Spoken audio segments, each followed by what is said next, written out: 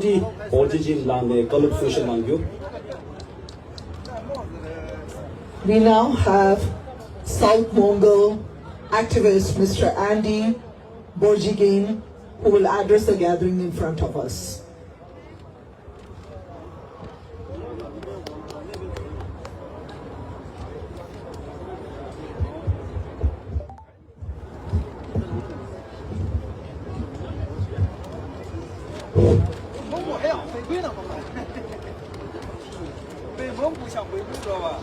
Good afternoon, Hashidele.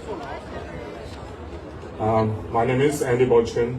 I'm speaking on behalf of Southern Mongolia Human Rights Information Center.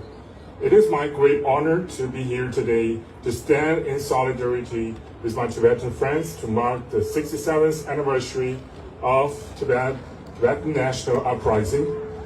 And Tibetans and Mongolians have a strong cultural and spiritual bond for over 1,000 years and living in harmonic relation since the time of Genghis Khan. We declared each of our independence right before the collapse of Qing dynasty or Manchurian's rule in 1911 and signed the Tibet-Mongolia Treaty or the Post-Qing immediately after the abdication of Qing Emperor. This process has a complete legal base and solid historical ground that support our long-standing demand. Now, we are suffering from the same oppression again.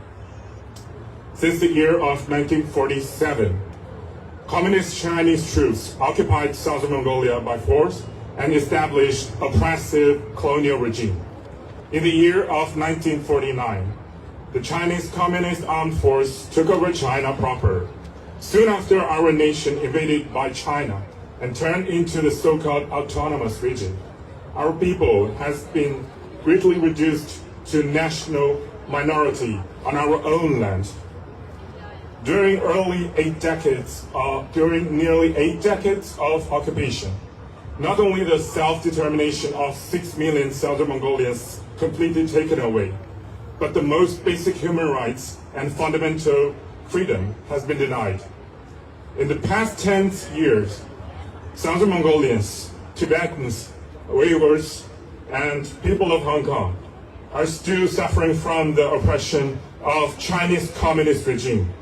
Crimes against humanity are committed by the Chinese government on a daily basis in front of the eyes of the international community and democratic world. In Southern Mongolia, China is now carrying out a cultural genocide project to wipe out our language completely.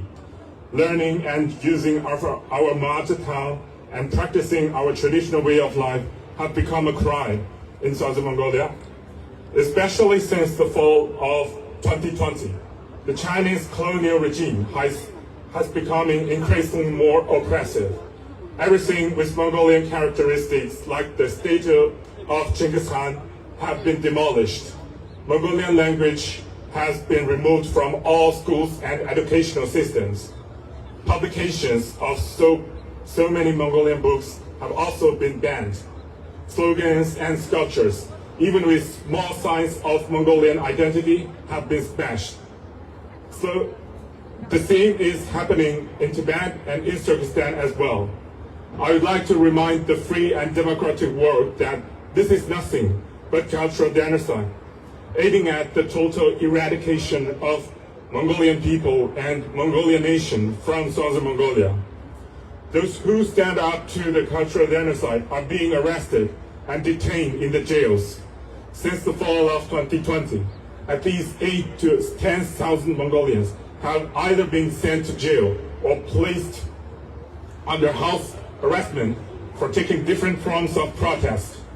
Human rights activist Mr. Hadal and his family member have been disappeared. Regional famous writer Lan Zhao is still under illegal detention. Activist Yanjin Dolma and her family is still living under police surveillance. Despite the cultural eradication, mass harassment, and harsh crackdown, Southern Mongolians have not lost our hope. We are continuing our resistance. Mongolians will always stand with Tibetans, Uyghurs, Hong Kongers, Taiwanese, and all other who is fighting for righteousness and stand against the evil dictatorship. We firmly believe that one day we will gain our self-determination and full freedom from Chinese occupation. Thank you so much. Bye bye.